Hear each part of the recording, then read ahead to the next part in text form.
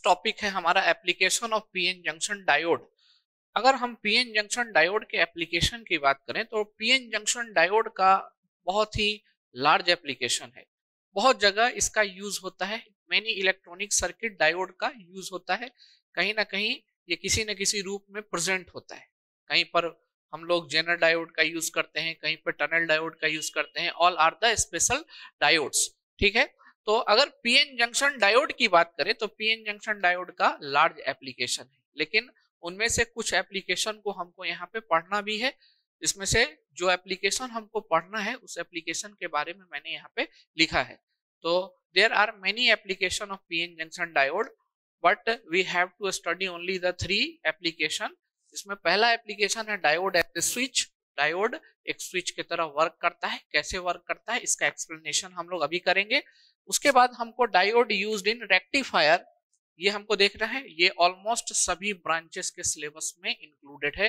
Diode as a used in rectifier है ना। Half wave rectifier, full wave rectifier. Full wave rectifier 2 type का होता है, centre tap and bridge type. तो ये सभी ब्रांच को ऑलमोस्ट पढ़ना है। ठीक है, either it is what electronics और सिविल और मैकेनिकल, सारे ब्रांचेस को रेक्टिफायर के बारे में पढ़ना है। नेक्स्ट है हमारा क्लीपर एंड क्लैंपर सर्किट में डायोड का यूज होता है। ये भी ऑलमोस्ट सभी ब्रांचेस को पढ़ना है। क्लीपर एंड क्लैंपर सर्किट में डायोड का हम यूज करते हैं और क्या इसका वहां पे वर्किंग एप्लीकेशन है। जब ये टॉपिक आएगा तो हम लोग इसको देखेंगे। अभी तो फिलहाल सबसे फर्स्ट एप्लीकेशन जो अगेन सिविल वालों के लिए इंपॉर्टेंट है, ये जो लेक्चर है आज का सेशन वो सिविल वालों के लिए बहुत इंपॉर्टेंट है। ठीक है, तो ये जो आप फर्स्ट देख रहे हैं डायोड एज ए स्विच, ये सिविल वाले ब्रांच में आप जब उसके सिलेबस को देखेंगे वहां पे आप देखेंगे ये मेंशन है डायोड एज ए स्विच। ठीक है, तो this is important for civil students. Civil students ठीक है, अदर ब्रांच वाले इसको पढ़ सकते हैं, नहीं भी पढ़ सकते, ऑप्शनल है, बट इलेक्ट्रॉनिक्स वाले स्टूडेंट जरूर पढ़ेंगे इसको। चलिए देखते हैं बाकी नेक्स्ट। फिर ये दोनों जो टॉपिक आ जाएगा ये ऑलमोस्ट सभी ब्रांच को कॉमन है। ठीक है, चलिए देखते हैं डायोड एज ए स्विच। आपने देखा कि डायोड अगर मेरा क्या हो, फॉरवर्ड बायस हो, डायोड मेरा अगर फॉरवर्ड बायस हो तो वो क्या हो जाता है, शॉर्ट सर्किट हो जाता है। In case of ideal diode की अगर हम बात करें तो वो शॉर्ट सर्किट हो जाता है, और जब वो रिवर्स बायस कंडीशन में होता है तो ओपन सर्किट हो जाता है। तो अगर हम फॉरवर्ड रिवर्स स्टेट की बात करें, फॉरवर्ड रिवर्स स्टेट की बात करें तो इसी फॉरवर्ड से रिवर्स और रिवर्स से फॉरवर्ड स्टेट में डायोड को हम स्विच की तरह वर्क करा सकते हैं। हम आइडियल डायोड को स्विच की तरह वर्क करा सकते हैं। ठीक है, यहाँ पे मैंने लिखा है कि PN junction diode when forward bias act as a closed circuited और closed switch, and when reverse bias act as an open circuited or open switch. Hence change of forward and reverse bias states, मतलब forward से reverse, reverse से forward, ये क्या है, state का change makes the diode work as a switch. Diode को switch की तरह वर्क कराता है।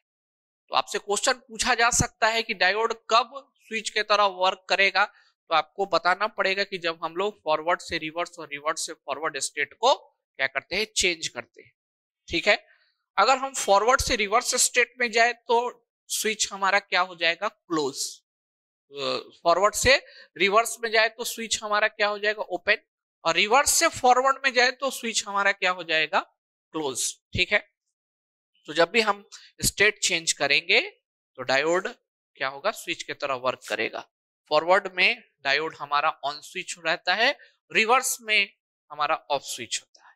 ठीक है, अब एक बात इंपॉर्टेंट हम आपको यहाँ पे बताना चाह रहे हैं, जैसे वर्किंग ऑपरेशन किस तरह से ये स्विच की तरह वर्क करता है, इसको अगर मोर डिटेल में देखा जाए, ठीक है ना, तो यहाँ पे हम ये टॉपिक डाल सकते हैं कि operation of diode, operation of diode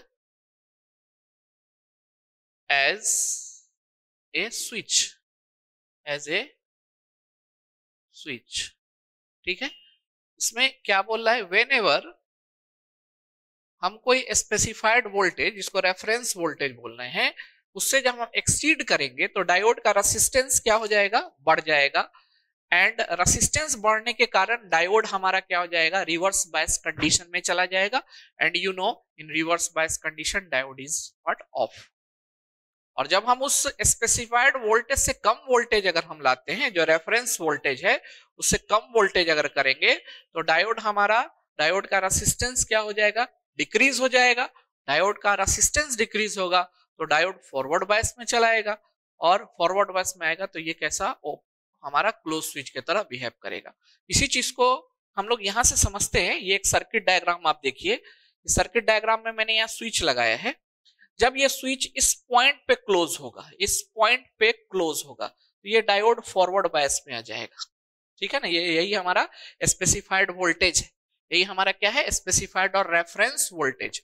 this is what specified और reference voltage. You can put here REF, reference voltage, REF, this is a reference voltage. ठीक है, चलिए हम V रखते हैं इसको, दिस इज रेफरेंस वोल्टेज। ये हमारा क्या है, रेफरेंस वोल्टेज।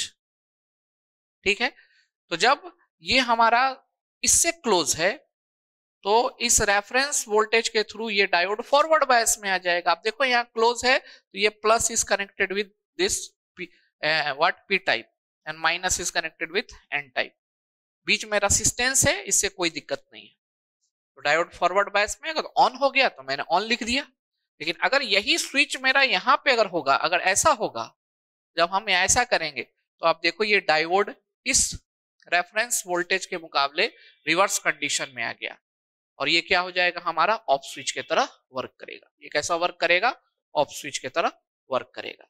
एक इंपॉर्टेंट बात मैंने लास्ट में यहाँ पे मेंशन किया है, इसको जरूर आप ध्यान रखेंगे कि जब डायोड मेरा स्विचिंग एक्शन शो करता है, उस केस में पीएन जंक्शन में हमारा पी रीजन लाइटली डॉप्ड होना चाहिए और एन रीजन मेरा हैवली डॉप्ड होना चाहिए।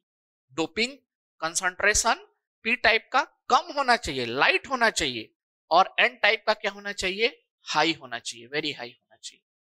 तो इस तरह से हम डायोड को क्या करा सकते हैं, स्विचिंग की तरह वर्क करा सकते हैं। अब बहुत ही इंपॉर्टेंट बात जो यहाँ पे नहीं लिखा है वो हम आपको बताने जा रहे हैं कि डायोड स्विच को हम लोग इलेक्ट्रॉनिक स्विच बोलते हैं, क्योंकि डायोड एक इलेक्ट्रॉनिक डिवाइस है, इलेक्ट्रॉनिक कंपोनेंट है। और अगर उस इलेक्ट्रॉनिक डिवाइस से हम कोई स्विच बनाते हैं उसको इलेक्ट्रॉनिक स्विच बोलेंगे।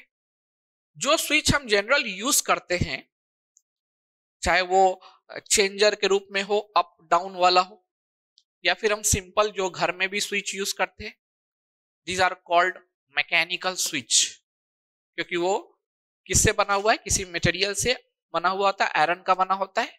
ठीक है, स्प्रिंग वगैरह लगा होता है उसमें, आप देखोगे स्विच में कुछ स्विच जो होता है जो ऑटोमेटिकली ऑन करके छोड़ दो, अपने आप उसमें स्प्रिंग लगा होता है।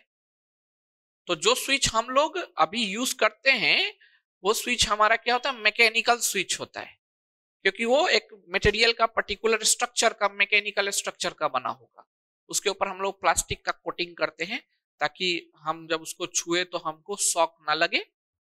तो ये मैकेनिकल स्विच और इलेक्ट्रॉनिक स्विच दोनों में डिफरेंस है। हम मैकेनिकल स्विच के जगह पर इलेक्ट्रॉनिक स्विच का यूज कर सकते हैं। इससे कुछ एडवांटेज है हमको। क्या एडवांटेज है? सबसे पहला तो इलेक्ट्रॉनिक स्विच जो होगा उसमें ऑक्सीडेशन नहीं होगा। ऑक्सीडेशन कहने का मतलब आप समझते हैं?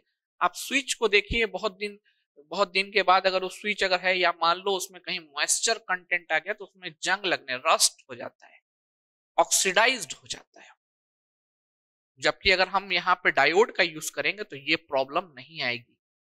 There is no problem of what, oxidation in electronic switch, but there is a problem of oxidation in mechanical switch. Mechanical switch में ये प्रॉब्लम आता है। ठीक है, दूसरा हम क्या बोल सकते हैं? दूसरा हम ये बोल सकते हैं कि मैकेनिकल स्विच में बार बार ऑन ऑफ करने से वो क्या होता है, लूज पड़ जाता है, ब्रेक हो जाता है, ब्रेक डाउन। ठीक है ना, वहां फ्रिक्शन होता है, फ्रिक्शन होने के कारण वो कभी कभी फ्री भी हो जाता है, स्विच खराब भी हो जाता है। हम देखते हैं उसको ऑन करेंगे तो ऑन नहीं होगा, फंस जाता है कभी कभी। तो due to the friction there is a problem, but ये प्रॉब्लम आपका इलेक्ट्रॉनिक स्विच में नहीं होगा। ठीक है, ये हमारा इलेक्ट्रॉनिक स्विच में नहीं होगा। हम वोल्टेज के स्टेट को चेंज करके ऑटोमेटिकली क्लोज ओपन कर सकते हैं, बट मैकेनिकल स्विच को हमको मैन्युअली ऑन ऑफ करना पड़ेगा। These are the advantage, some advantage of electronic switch over a mechanical switch. इसलिए many इलेक्ट्रॉनिक डिवाइसेस में हम लोग जो स्विचिंग एक्शन के रूप में यूज करते हैं वो हम लोग इलेक्ट्रॉनिक स्विच का यूज करते हैं। ठीक है, कहां पर इलेक्ट्रॉनिक स्विच का यूज होता है इसका भी हम छोटा सा एक एग्जांपल बताते हैं। इन कम्युनिकेशन सिस्टम, जब हम लोग मोबाइल कम्युनिकेशन के बारे में या हम लोग टेलीफोन कम्युनिकेशन के बारे में पढ़ते हैं, टेलीफोन कम्युनिकेशन के बारे में, तो वहां पे स्विचेस का यूज होता है, वहां पर इलेक्ट्रोमैकेनिकल स्विचेस का यूज होता है। लेकिन अगेन मैकेनिकल स्विच है तो उसके अंदर वियर एंड टीयर होगा। मैकेनिकल के स्टूडेंट जानते हैं वियर एंड टीयर का क्या मतलब है, लॉसेस हो गए। तो वहां पे हम लोग क्रॉस बार में इलेक्ट्रॉनिक स्विच का यूज करते हैं। मतलब क्रॉस बार कहने का मतलब जब हम लोग लैंडलाइन से पूरे कंज्यूमर को कनेक्ट करते हैं तो क्रॉस बार कनेक्शन से क्या करते हैं, देखते हैं बहुत सारे वायर लगे होते हैं और सारे वायर से कनेक्शन प्रोवाइड होता है चारों तरफ, उसमें हम लोग इन स्विचेस का यूज करते हैं। ठीक है, ज्यादा डिटेल तो यहाँ पे बता पाना पॉसिबल नहीं है, लेकिन हम लोग उसमें यूज करते हैं इस इलेक्ट्रॉनिक स्विच को डायोड के रूप में। ठीक है, तो this is your first application, diode as a switch. Diode का यूज स्विच के तरह हम लोग किस तरह से कर रहे हैं। ठीक है, so this topic is important for again civil student.